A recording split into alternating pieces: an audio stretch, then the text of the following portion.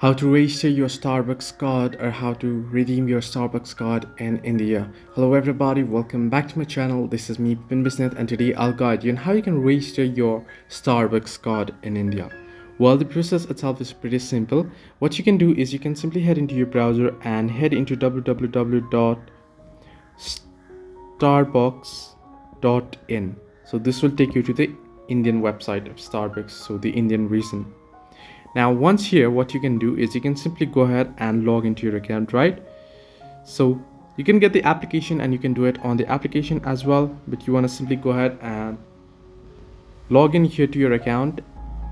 And once you're logged in, what you can do is you can simply head into the option that says Starbucks reward or my Starbucks reward. In order to find it, you'll have to first log in, and then once you're logged in, you can tap on the profile icon here at the top, and then you should be able to find the option my Starbucks rewards, where you can register your card and access the loyalty benefits.